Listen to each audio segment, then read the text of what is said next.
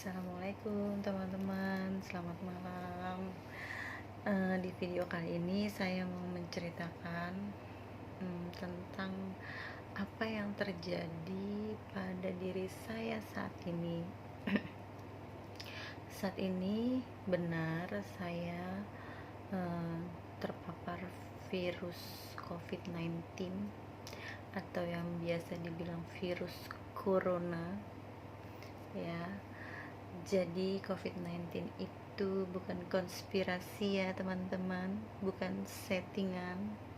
Karena kalau konspirasi atau settingan, menurut saya sayang banget karena biaya yang dikeluarkan itu begitu besar dan banyak yang dikorbankan gitu loh. Banyak tenaga medis yang berguguran. Oke, jadi balik lagi, kenapa saya bisa tahu saya positif COVID-19? Apa saya tiba-tiba langsung swab diri saya? Tidak. Apa saya tiba-tiba ada gejala? Tidak.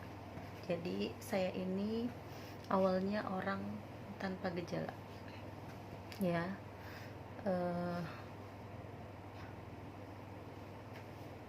Awal saya harus swab, bukan saya saja, tapi satu keluarga kami harus swab karena mendengar berita salah satu dari keluarga kami yang positif. Jadi kami harus melakukan tes swab. Kami melakukan tes swab itu di Puskesmas Kecamatan Kemayoran, tepatnya di Harapan Mulia. Jadi setelah kami mendengar berita tersebut, kami lapor ke RT setempat, ya.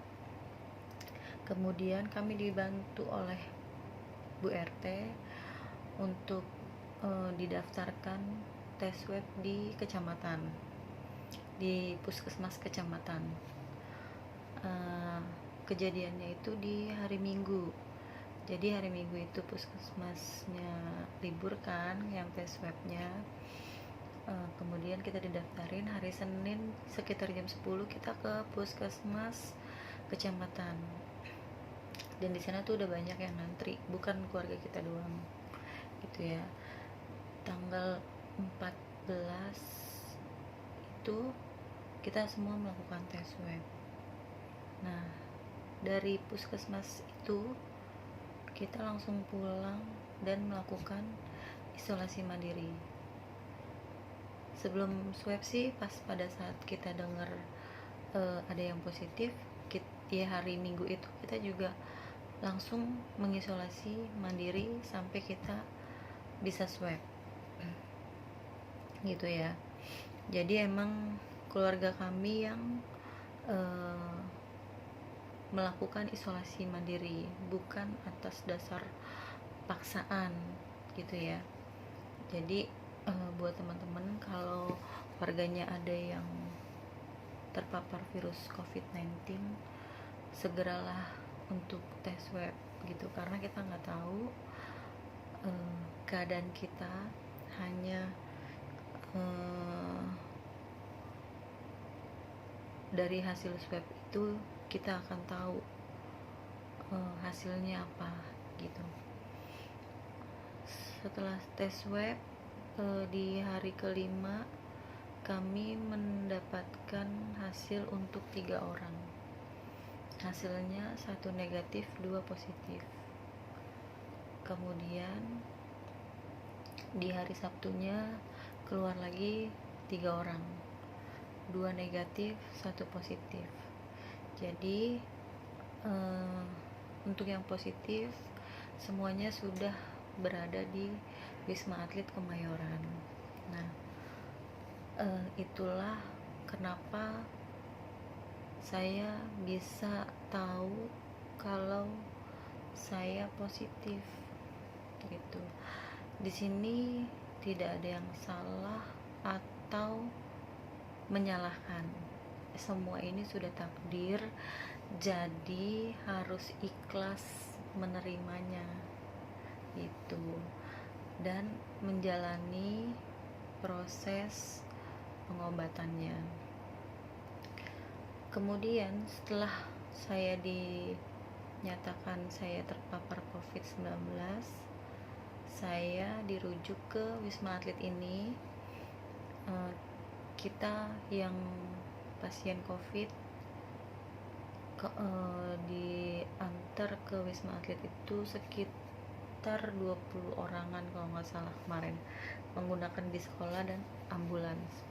Dan di situ ada satu anak kecil diantar oleh mungkin kakeknya kali ya, itu dijaga sama dokter sampai ketemu sama keluarganya yang sudah masuk duluan di Wisma Atlet. Jadi jangan khawatir kalau misalkan kita terjangkit virus terus tiba-tiba hasil anaknya terjangkit juga. Nah, kita udah duluan di Wisma Atlet, itu pasti diusahakan sama dokternya nanti kita bisa satu ruangan gitu. Nah, saya di sini sendiri satu ruangan.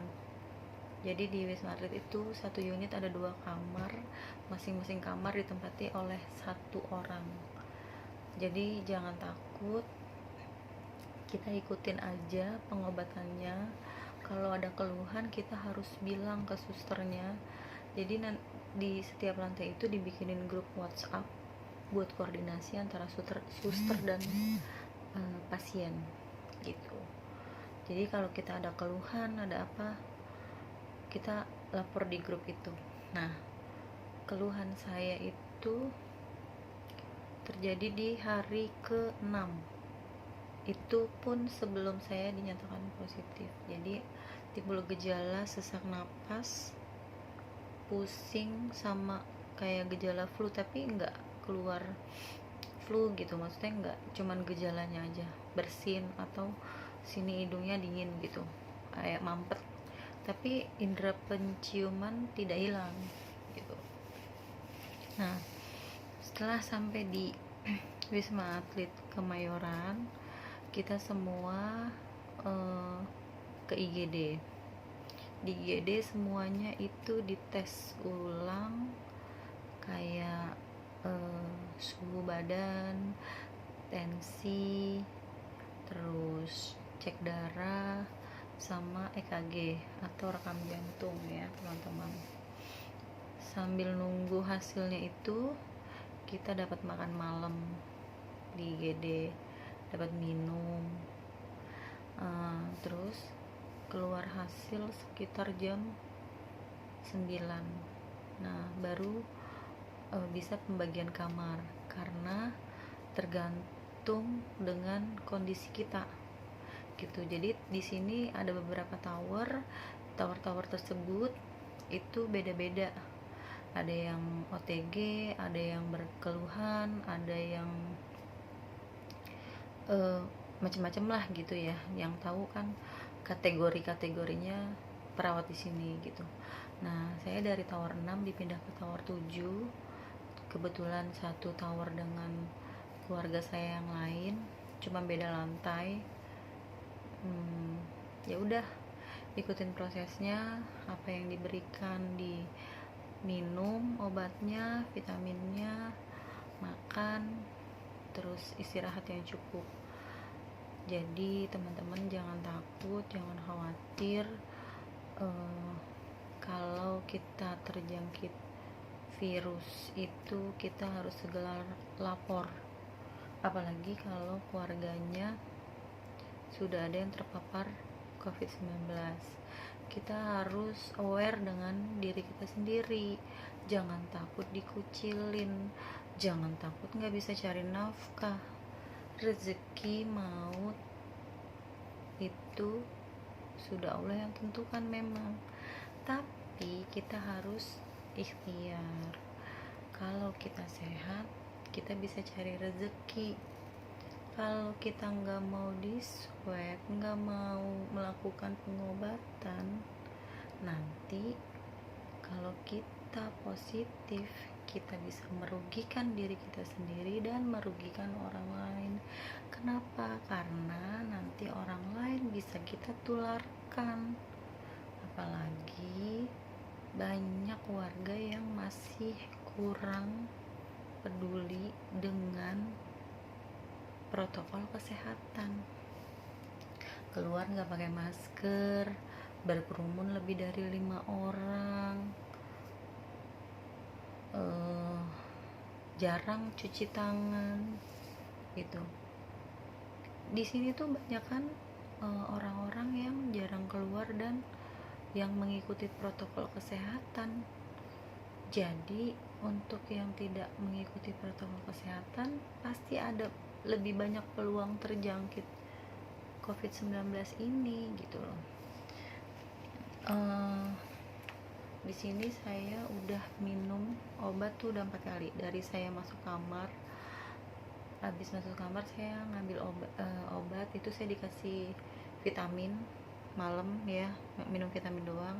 Terus pagi itu saya dikasih obat 6, ada 6 butir lah gitu ya, lebih banyak dari itu.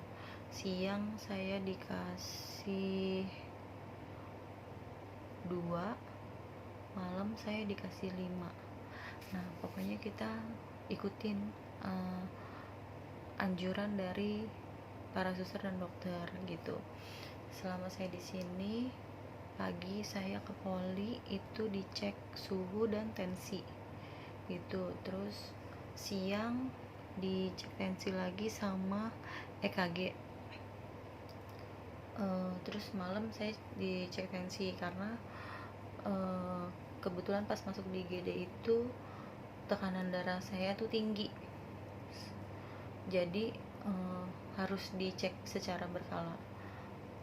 Padahal saya nggak ada riwayat darah tinggi sebelumnya tuh saya darah rendah gitu ya. Jadi teman-teman harus mengikuti semua protokol kesehatan agar bisa terhindar dari COVID-19 ini gitu.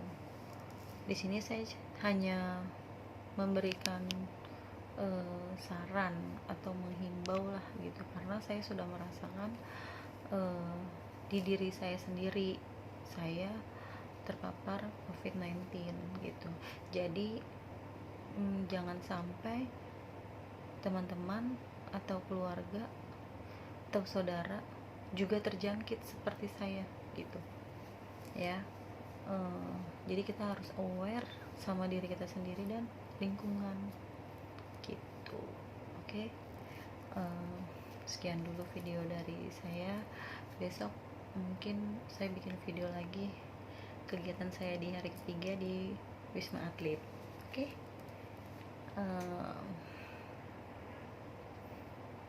Sekian. Wassalamualaikum warahmatullahi wabarakatuh. Salam sehat.